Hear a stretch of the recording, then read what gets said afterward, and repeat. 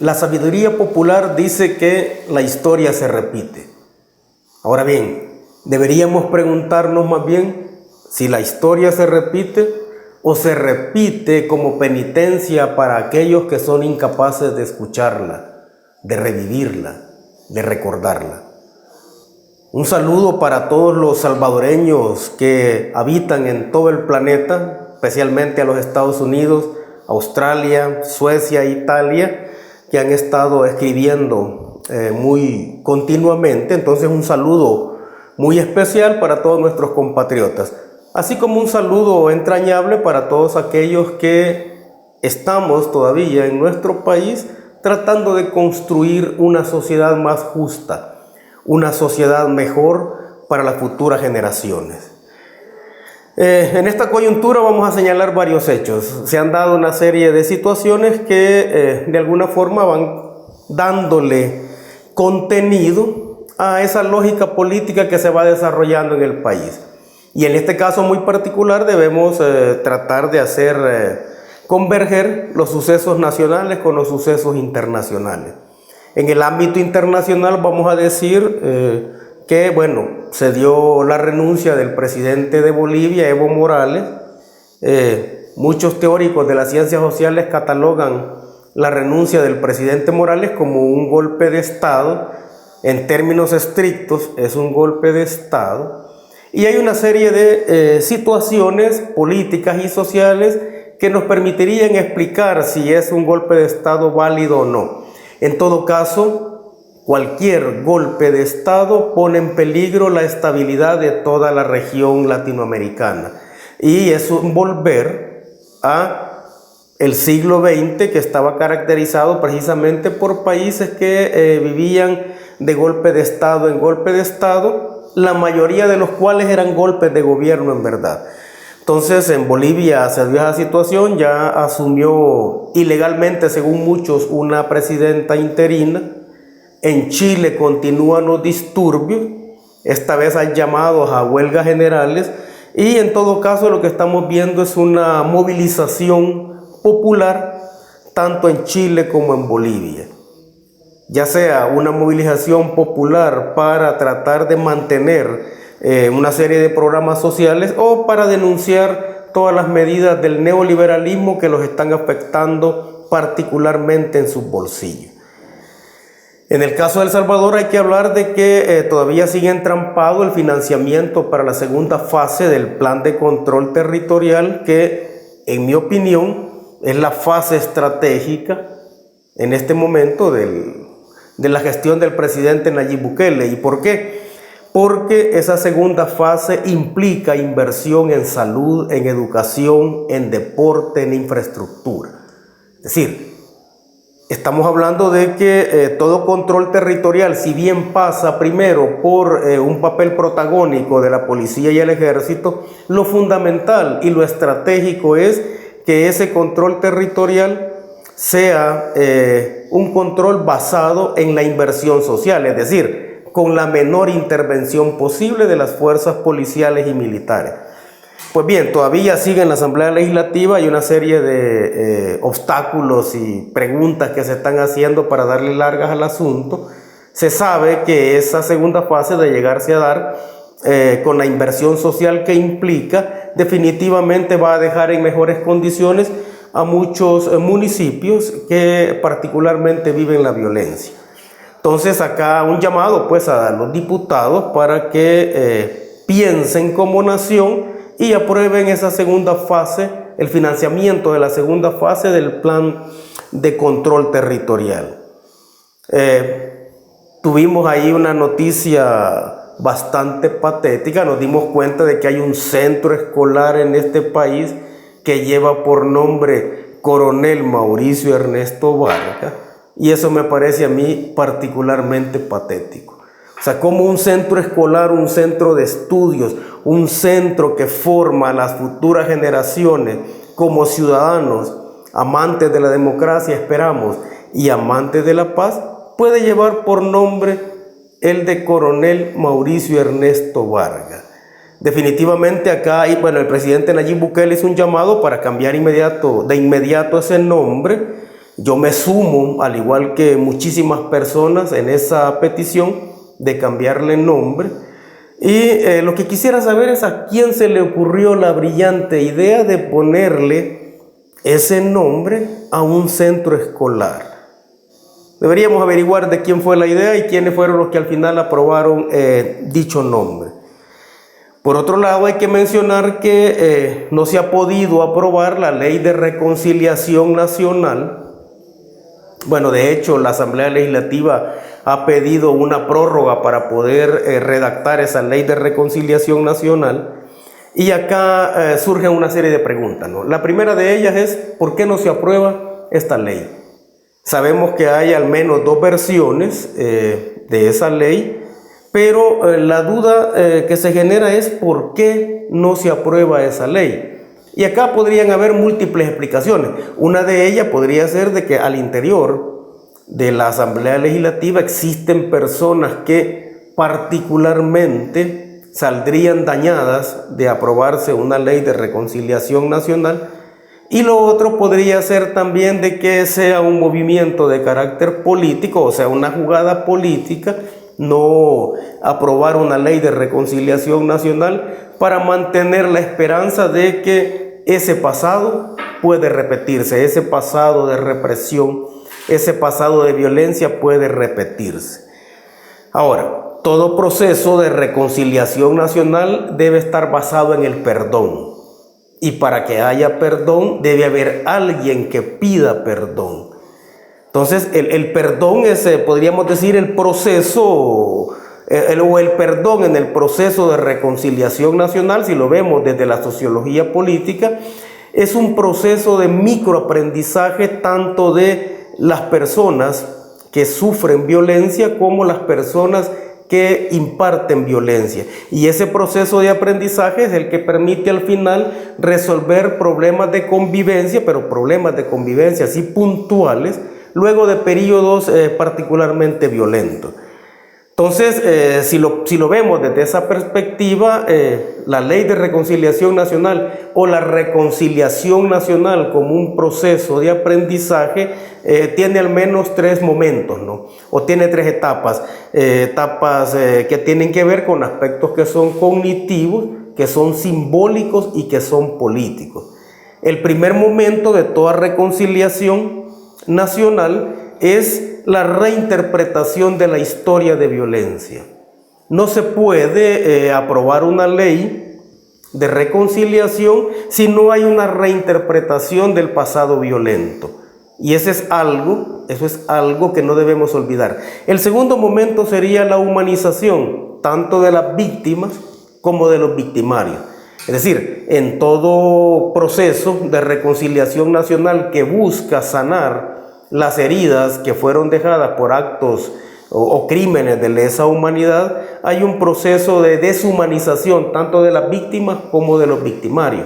En ese sentido, el momento o uno de los momentos de la reconciliación nacional que debería estar contemplado en esa ley es cómo se va a hacer para humanizar tanto a las víctimas como a los victimarios.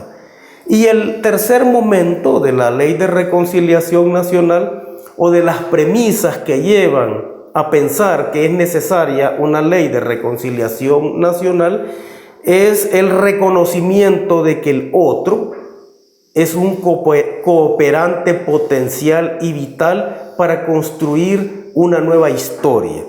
¿De qué estamos hablando? Estamos hablando de que todo proceso de reconciliación tiene sentido siempre y cuando tanto las víctimas como los victimarios reconozcan en el otro un cooperante potencial para construir una nueva historia juntos.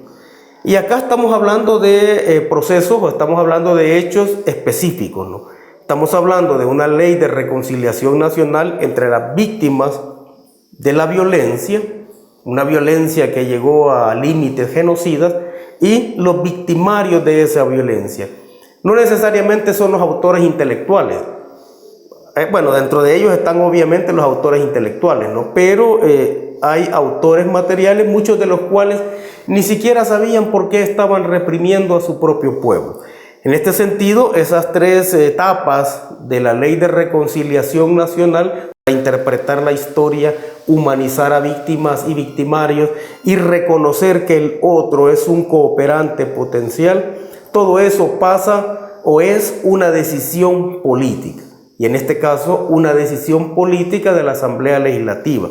Y además es una decisión institucional.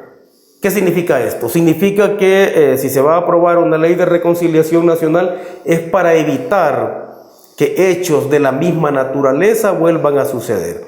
Y en este sentido vamos a decir que el presidente Nayib Bukele precisamente está tratando de gestar con su gestión una reconciliación nacional. Porque aquí hay que reconocer algo, ¿no? El movimiento Nuevas Ideas, que es el cuerpo vital de la gestión del presidente Nayib Bukele, está compuesto por sectores muy heterogéneos. Y dentro de esos sectores muy heterogéneos está gente de izquierda, gente de derecha, gente conservadora, gente liberal, etc., ¿no? En ese sentido, para poder armar una nueva lógica política, aparte de lo que sería una ley de reconciliación de víctimas y victimarios, estaríamos en este momento pensando en que el presidente Nayib Bukele está tratando de lidiar con una reconciliación de carácter político, una reconciliación entre grupos de personas que tienen pensamiento diferente, pero que estamos viendo se tiene un objetivo común. Y ese objetivo común es lograr construir una nueva lógica política que nos lleve a construir un nuevo país. Entonces, hay que reconciliar esos sectores. Y menciono esto porque definitivamente nosotros vemos en las acciones del presidente Nayib Bukele actos que obviamente caen muy bien en el pensamiento de izquierda, pero a rato vemos actos que la gente de izquierda tradicional no comparte, ¿no? Y particularmente en esto último me refiero a una serie de medidas o una serie de concesiones que se hacen a la administración norteamericana. Es evidente que en este caso el presidente Nayib Bukele está trabajando con un aliado estratégico, y hay que entender que los Estados Unidos son eso, ¿no? Un aliado estratégico, nada más. No son ni amigos, ni son hermanos, ni nada. Son aliados estratégicos o son una administración que tiene intereses, y en este caso intereses muy particulares en El Salvador. Pero nosotros como país también tenemos intereses en los Estados Unidos. Y en este momento, al menos las condiciones materiales y subjetivas de nuestro país no nos dan como para iniciar una confrontación de carácter visceral con la administración norteamericana. Entonces, en ese sentido, una serie de concesiones, como digo, que se hacen para mantener esa relación con la administración norteamericana y que va en función de lograr mayor estabilidad, no solo al país en términos económicos, sino que a todos los millones de salvadoreños que viven en los Estados Unidos. Y por otro lado, o al mismo tiempo, tenemos una serie de acciones que definitivamente son acciones que están dentro del imaginario de la izquierda. La mayor inversión social, o sea, la inversión en salud, en educación, en deporte, el fomento del empleo, el fomento de la micro, pequeña y mediana empresa, son medidas que definitivamente forman parte del ideario de la izquierda. Y entonces nosotros vemos en el caso de la gestión del presidente Nayib Bukele dos tipos de líneas, ¿no? Una línea que es de carácter internacional o de carácter externo, ¿verdad? Que no mucho le gusta a gente de izquierda, y por otro lado tenemos una serie de medidas que podemos considerar como parte del imaginario de la izquierda. Dentro del movimiento Nuevas Ideas hay gente de izquierda, hay incluso militantes históricos o militantes del FMLN histórico y militantes del otro FMLN, ¿no? El FMLN partidario. Entonces, esa cantidad de grupos deben buscar también un proceso de reconciliación. Y en este caso lo que estaríamos diciendo es que estamos en una etapa, o debemos estar en este momento, en una etapa sociopolítica que permita la reconciliación de aquellas fuerzas o de aquella inmensa cantidad de ciudadanos que están cansados del bipartidismo y quieren construir una lógica distinta. En ese marco de reconciliación que hay que establecer entre todos los grupos que forman parte, en este caso del movimiento Nuevas Ideas, y en el marco también de la urgencia de aprobar una ley de reconciliación nacional que esté basada en el perdón, pero que reconozca a los victimarios de cualquiera de los bandos, yo creo que es conveniente en este momento que nosotros recordemos que el día lunes se estuvo conmemorando 30 años de la ofensiva del FMLN histórico que se llamó Ofensiva hasta el tope. ¿Y por qué es importante recordarlo? Porque en esa ofensiva, o esa culminación de todo un proceso de guerra política y militar, estuvo compuesta por una serie de personas que tenían muy claro un ideario, que tenían muy clara una utopía, ¿no? Nosotros no podemos comprender ni la realidad actual política, ni podemos comprender o reinterpretar el pasado si no partimos de la década de los 70. Una década que todavía estaba asignada por la dictadura militar, una década en la cual cualquier manifestación que se expresara en la calle era brutalmente reprimida, una década que obligó a muchos jóvenes a tomar las armas para derrocar la dictadura y para luchar contra la represión. Muchos de esos jóvenes posteriormente continúan la guerra durante los años 80. Una guerra que, llegó a llamarse guerra civil en toda su palabra, y que enfrentó también a una serie de jóvenes que tenían clara una utopía, que tenían una intención deliberada de construir un nuevo país. Otra cosa son los dirigentes del FMLN que después de la firma de los acuerdos de paz hacen de ese instrumento otra cosa, ¿no? Entonces lo que hay que conocer acá, o lo que hay que reconocer acá, o lo que hay que reinterpretar de esa ofensiva militar es que fue protagonizada por jóvenes, mujeres, hombres, incluso personas de la tercera edad, y que tenían claro que su deber en ese momento era tratar de construir un país mejor. Y en ese momento, al menos, la única opción que había era la opción político-militar.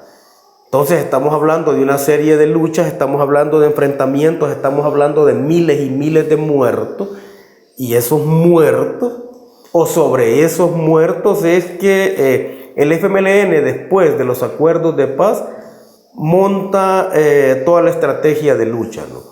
Una estrategia de lucha que traicionó al final, digamos, todas las ideas utópicas que teníamos, ¿no? Pero en todo caso hay que reconocer que hechos de ese tipo, como la ofensiva del 89, fueron impulsados por el pueblo, fueron sustentados en la sangre y el sacrificio del pueblo. No podemos explicar la historia actual si no reinterpretamos esa parte. Y esto es fundamental porque, como digo, el nuevo movimiento ciudadano, político, que en este caso está liderado por el partido Nuevas Ideas, debe reconciliar eso, ¿no? Debe reconocer que el aporte de todos los sectores es fundamental si nosotros queremos cambiar la lógica política en este país. Estamos pensando en que la inmensa mayoría de los diputados que actualmente están salgan. Estamos pensando en que la inmensa mayoría de alcaldes de este país salgan. Y la única forma de hacerlo es unificando todas las fuerzas, reconciliando los intereses que tienen sectores que en algunos aspectos piensan muy distintos, pero que en el fondo están tratando de construir una nueva utopía que en este caso no está basada en la lucha político-militar. Y esa nueva utopía es un país más digno para todos los salvadoreños. De nuevo, un saludo a todos los salvadoreños, tanto en El Salvador como en cualquier parte del mundo.